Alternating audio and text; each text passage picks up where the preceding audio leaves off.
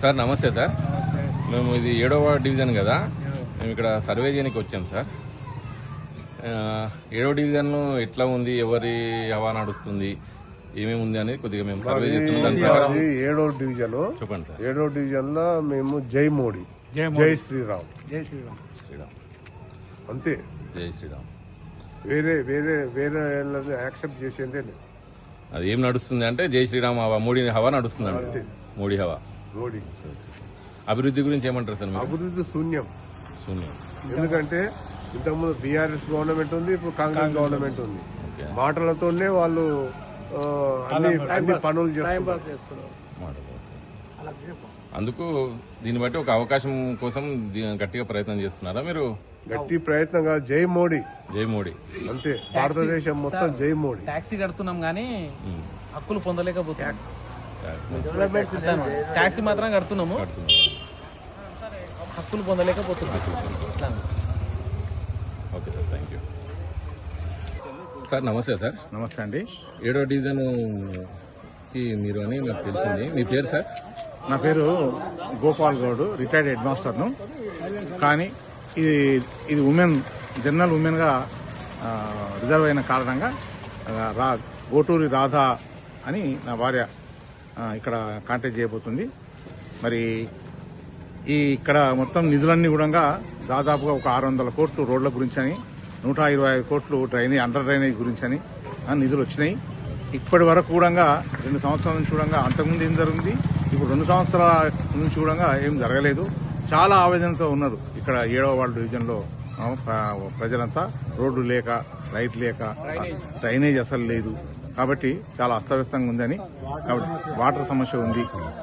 కాబట్టి వాటిని అన్నింటినీ కూడా నేను తీర్చాలా, సమస్యలన్నీ తీర్చాలనే ఉద్దేశంతో ఒక రిటైర్డ్ హెడ్ మాస్టర్గా నేను ముందుకొచ్చాను. మరి నా వెంబడి అందరూ కూడా దాదాపు ఉద్యోగస్తులు, రిటైర్డ్ ఉద్యోగస్తులు, ప్రజలు కూడా వాళ్ళు ఆశిస్తున్నారు. రండి సార్, ఈ సమస్యలను తీర్చండి. ఇప్పటివరకు కూడా మాకు రోడ్లు లేవు, ఎంత అవస్థ చూడండి నేను అన్నందుకు. మరి కేంద్ర నిధులతో మున్సిపాలిటీలో మరి మేడం గారు, డీకే మేడం గారు మరి ఎంపీగా ఉన్నారు. వాళ్ళు నిధులు ఇప్పటికీ చాలా తెచ్చిండ్రు. వాళ్ళు ఎవరి పేర్లు చెప్పుకున్నా సెంట్రల్ నిధులు ఎవరు తెస్తారో ప్రజలకు తెలుసు, ఓటర్లకు తెలుసు, ఉద్యోగస్తులకు తెలుసు. కాబట్టి వచ్చిన నిధులే కాకుండా ఇప్పుడు వచ్చిన నిధులను కూడా, సమైన నిధులను కూడా ఎన్నికల తర్వాత సమకూర్చి ఇక్కడ ఉన్న సమస్యలన్నింటినీ కూడా పరిష్కరించడానికి నేను కంకణబద్ధనై ఉన్నానని తెలియజేస్తున్నాను. సార్, ఇప్పుడు మామూలుగా ఎలక్షన్లు అప్పుడే ప్రజలు గుర్తుకొస్తారు. డెవలప్మెంట్ ఇప్పుడు ఎలక్షన్ ముందే చెప్తారు, తర్వాత ఏం చేయరు అన్న ఒకటి నానుడి అందరు పబ్లిక్ లో ఉంది.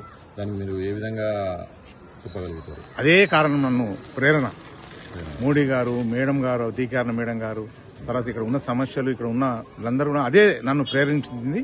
అదే లక్ష్యంతో నేను ముందుకు రావడం జరిగిందండి. మరి ఎన్నికల ముందే కాకుండా ఎన్నికల తర్వాత కూడా 5 సంవత్సరాలు ఇక్కడ ఒక సేవకునిగా పనిచేద్దామనే ఉద్దేశంతో మరి నాకు దాదాపుగా 35 సంవత్సరాల ఉద్యోగ అనుభవం ఉంది. అందరితో మంచి సంబంధాలున్నాయి. మరి అనుభవాన్నింటిని కూడా నేను రంగడించి ఇక్కడ సమస్యలను పరిష్కరించాలనే ఉద్దేశంతో ముందుకొచ్చాను. ఓటరు మహాశయాలకు కూడా చాలా నేను ఆవేదనతో విజ్ఞప్తి చేసేది ఏంటంటే, మరి దేశానికి సేవ ఎంత చేస్తున్నాడో మోడీ గారు, దేశం ఈరోజు అభివృద్ధి ఎంత చెందిందో. కాబట్టి మేడం గారు కూడా ఎన్నికైన తర్వాత ఎట్లా ఒక లేడీ అయినా డైనమిక్గా అరుణమ్మ ఎంత చేస్తుందో దానికి అనుగుణంగా విజ్ఞప్తి ఏంటంటే ఓటర్స్లకు, మరి మనం ఎంతో సమయాన్ని ఎక్కడెక్కడో చేస్తుంటాం. మరి ఎన్నికల రోజు కూడా ఓటు కోసం సమయాన్ని వెచ్చించి ఆ ఒక్కరోజు ఓటేస్తే తప్పకుండా ఇక్కడ బీజేపీ గెలుస్తుంది. మరి ఆ తర్వాత 5 సంవత్సరాలు పనిచేయాల్సి వస్తుంది. పని చేస్తాను. మరి మీరు మాత్రం ఆ ఒక్కరోజు శ్రమ అనుకోకుండా పనులన్నీ పక్కకు పెట్టి ఓటు వచ్చి అత్యధిక మెజార్టీలో మీరు కదలి వచ్చి మంచి పర్సెంటేజ్తో ఓటును వేస్తే ఆ మద్దతుతో నేను పనిచేస్తానని, విజయం సాధిస్తానని మీ అందరికీ విజ్ఞప్తి చేస్తా ఉన్నా. Thank you sir.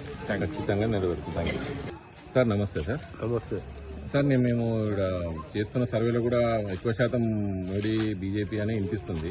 రాధాగోపాల్ గారి పేరు కూడా వినిపిస్తుంది. కానీ వాళ్ళు కొన్ని సమస్యలు చెప్తున్నారు. మాకు ఇవి చేస్తేనే ఖచ్చితంగా మేము వేస్తాము, వేరే వాళ్ళు కూడా మాకు చేపిస్తానని అందరూ హామీలు ఇస్తున్నారంట. హామీలు ఇస్తున్నారు కానీ ఎవరు ఎట్లా చేస్తారనేది కూడా తెలుస్తలేదు. మళ్ళీ ప్రజలను బట్టి మీరు ఉద్దేశించి చెప్తారా? ప్రభుత్వం ప్రజలు చాలా చైతన్యవంతులైనరు. ఇది గ్రామీణ ప్రాంతం కాదు, ఇది అర్బన్ ఏరియా కనుక, పట్టణ ప్రాంతం కనుక, పట్టణాలలో మొత్తం ఉద్యోగస్తులు, నిరుద్యోగస్తులు, రిటైర్డ్ ఎంప్లాయీస్ ఉంటారు కనుక ఎవరు ఏం చేస్తున్నారు, దినం పేపర్ చదువుతారు, టీవీలు చూస్తారు, వార్తలు వింటారు, అన్ని చేస్తారు కనుక అభివృద్ధి కార్యక్రమము ఏ పార్టీ చేస్తుందో అనేది మాకు అందరూ తెలుసు. కనుక మేము మోడీకి సపోర్ట్ చేస్తాము. మోడీ గవర్నమెంట్ రావాలి తెలంగాణలో కూడా. బండి సంజయ్ అసొంటోని ప్రెసిడెంట్గా పెడితే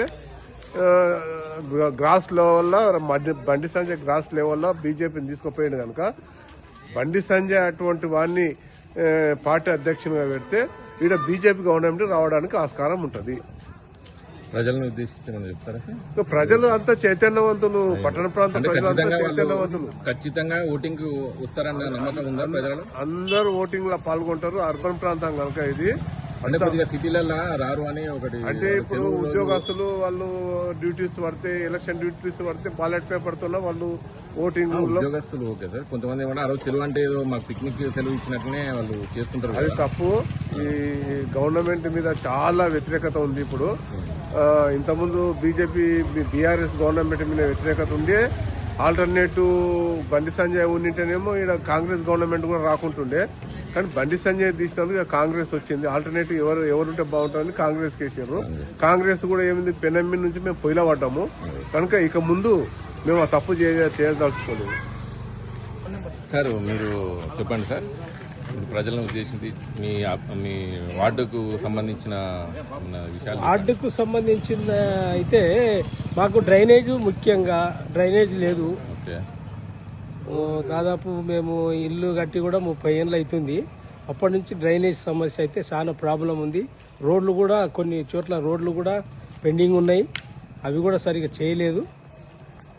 కాబట్టి ఇప్పుడు ఎక్కడో మనం గుడికాడికి పోయి గుడికాడ గంటల కొద్దిగా తరబడి నిలబడి మనము దేవుని దర్శనం కోసం చూస్తున్నాం, కానీ ఓట్లు వేయడానికి ముందుకు రారు. కానీ ఖచ్చితంగా ఈ ఓట్లు అనేది ఖచ్చితంగా మనం వేసుకొని మనం అనుకున్న వ్యక్తిని అధిక మెజార్టీతో గెలిపించుకోవాలని నా కోరిక.